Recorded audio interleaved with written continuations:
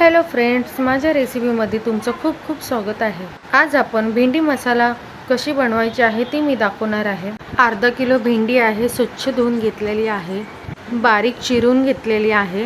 चला तर मग सुरुवात करूया। मी भेंडी टाकली, थोडी फ्राय करून घेणार आहे। थोडं 1 चमचा मी तेल टाकणार आहे। भेंडी फ्राय केल्याने जो चिकटपणा येतो तो येत नाही। थोडं आपण परतून घेऊया। जो चिकटपणा हा तो सगळा निघूनही जातो। 2 ते 3 मिनिटं आपण परतून घेऊया। तुम्ही डायरेक्ट ही टाकली तरी चालेल भेंडी, माझी करण्याची पद्धत वेगळी आहे। तुम्हीही करून बघा, तुम्हालाही आवडेल ही भेंडी अशी करण्याची पद्धत। बघा भेंडी थोडी फ्राय झालेली आहे मस्तपैकी। आता जो चिकटपणा आहे तो सगळा निघून गेलेला आहे त्याच्यामधला।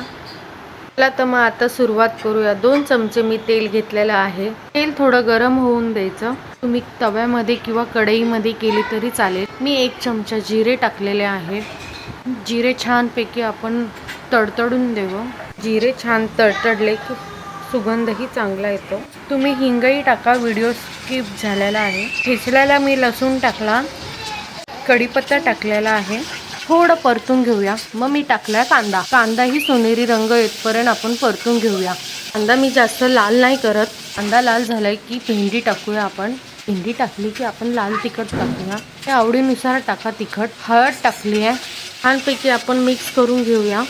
भेंडी बनवताना मी लगेच मीठ घालत नाही, कारण त्याला पाणी सुटतं, मग ती भेंडी चिकट होते। शेवटी मी थोडं मीठ टाकलं चवीनुसार। थोडी आपण परतून घेऊया।